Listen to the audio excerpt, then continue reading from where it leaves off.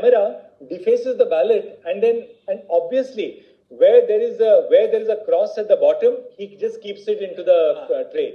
The moment there's a cross at the top, the man defaces the ballot and then looks at the camera to see who's looking at him. But in so far as that observation concerned, my lord, Please tell your returning officer that the Supreme Court is watching over him. Lord, and we will not allow democracy to be murdered like this. your lordships may kindly... The only thing, the great stabilizing force in this country is the purity of the electoral process. Correct. And what has happened here? But there cannot be any dispute on that. What has happened here? But my lord, your lordships have only one side of the picture. My lord, your lordships have not got... hello guys, आपके एक mind में एक चीज़ होगी कि Chandigarh mayor के election हुआ था आज से 4 या 5 दिन पहले। तो उसमें ये हुआ था कि कुछ प्रॉब्लम्स हो गई थी जो वहाँ का जो रिटर्निंग ऑफिसर्स बनाया गया था। पहले वहाँ पे कोई कंट्रोवर्सी हुई थी इलेक्शंस को लेके, बाद में एक रिटर्निंग ऑफिसर आया और उसने बीजेपी को विनर डिक्लेयर कर दिया था।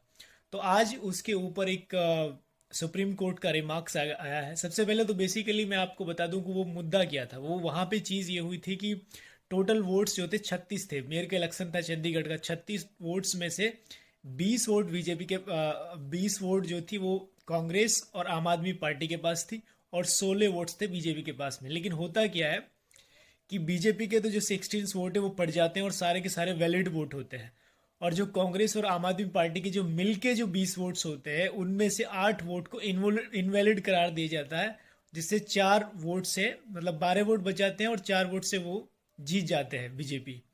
तो ये एक इसका सारी कंट्रोवर्सी इसके पीछे। अब सबसे बड़ा क्वेश्चन, कोई भी अगर आदमी थोड़ी बहुत समझदारी पॉलिटिक्स की रखता है तो वो इसको ये समझ आना चाहिए, जो कोई आदमी इलेक्शन जीत कर आया है, मेयर से पहले जो मेंबर बन के आया है, उसको किसी ने वोट दिया होगा, तो I think he is a mature enough कि उसको वोट कैसे डालनी है। तो मेरे को लगता है उसको पता है। तो रिटर्निंग ऑफिसर जो भी वहाँ पे फिर बनाया गया था इस कंट्रोवर्सी के बाद, वो क्लियरली उसमें दिखता है इमेज में कि वो कैसे पेन चलाता है और वो उसको इनवैलिड डिक्लेयर करता है।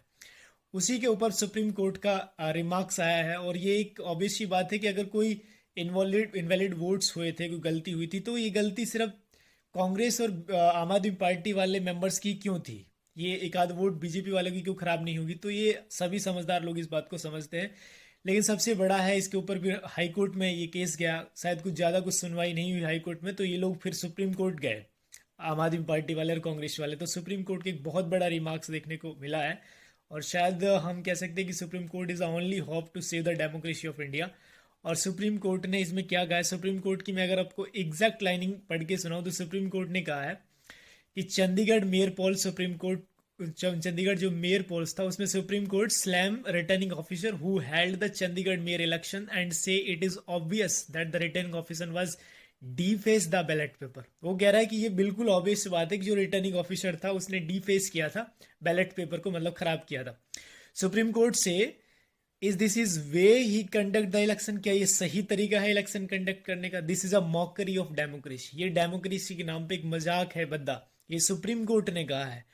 This is a mockery of the democracy, is this a way of conduct elections? This is a mockery of democracy. Imagine करिए कि सुप्रीम कोर्ट की लाइन से आगे कहा है कि this is a murder of democracy. Think about it, that is the word of the supreme court. Chief justice of India या supreme court के किसी जज ने कहा होगा this is a murder of democracy. We are appealed, this man should be prosecuted, is this a behaviour of the returning officer? तो ये supreme court की लाइन्स है। उन्होंने कहा है कि ये एक डेमोक्रेसी का एक मर्डर करने जैसी बात है, हत्या करना जैसा काम, मर्डर करना मतलब खत्म करना डेमोक्रेसी को जैसी बात है। और इलेक्शन क्या इस तरह से कंडक्ट होते हैं?